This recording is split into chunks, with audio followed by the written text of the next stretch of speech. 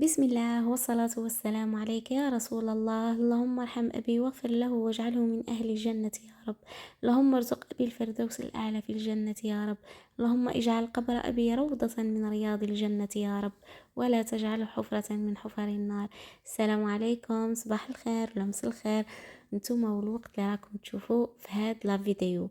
الوصفة تاع اليوم راح ندير لكم تشكتوكة تاع اللوبيا الخضراء، تجي بزاف بنينه، سهله سريعه التحضير، ليه رايحين توجدوها.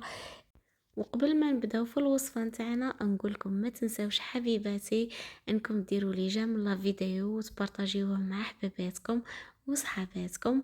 ونبداو بسم الله على بركه الله في المكونات وطريقه التحضير. بالنسبه للمكونات نحتاج كميه تاع لوبيا خضراء، كنت نقيتها مليح غسلتها مليح، وهنايا شوفوا غليتها، قولوا 50%، يعني ما طيبوهاش، غليوها برك 50%. هنايا درت 3 حبات نتاع الطماطم قصيتهم على حساب الكونتيتي تاع اللوبيا الخضراء. درت انا حوالي 4 فصوص نتاع الثوم، توابل، ملح، فلفل اسود وفلفل احمر حلو.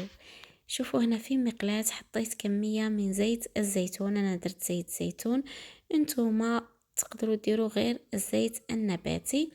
كي يسخن لكم شويه الزيت حطوا الثوم نتاعكم، قليوها مليح مع هذاك الزيت، ما تخليوهاش تحرقه، لانه الثوم الا كانت حرقت لكم او القو كامل تاع الماكله يروح. كما قلت لكم قليوها مليح، بقاو حركوا فيها، ومن بعد نضيف لها الطماطم اللي كنت قصيتها. قليو هذيك الطماطم مليح مع الثوم،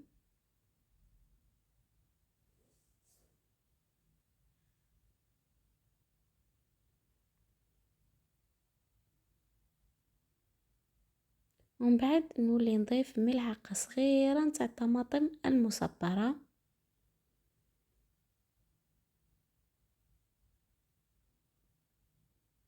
ونخلطهم مع بعضهم.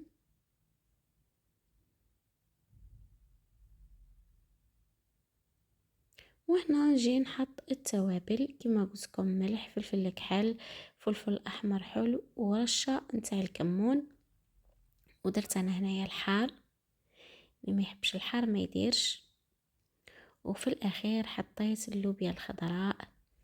اللوبيا الخضراء تاعكم شوفوا هنايا خلطوها مليح، ومن بعد غطيو عليها وخليوها حتى تطيب وتنشف لكم. شوفوا هنا في الاخير من بعد ما طابت ونشفت لي جات ما شاء الله، ودرك تشوفوها معايا في صحن التقديم. وهذه هي التكتوكة تاع اللوبيا الخضراء في شكلها النهائي، جات روعة، جات تهبل بنينة. جربوها يا البنات، الوصفة هذه راهي سهلة ماهلة، مزديش منكم كامل الوقت، ونأكد لكم بلي راح تعجبكم. الناس اللي ما تحبش اللوبيا الخضراء بالك بالطريقة هذه رايحة تاكلها. جربوها يا البنات واستمتعوا لي بالبنة. ما تنساوش ديروا لي جيم لا فيديو وتبارطاجيوه مع صحاباتكم وحباباتكم. ودرك ما بقى لي غير نقول لكم مع السلامة، في امان الله.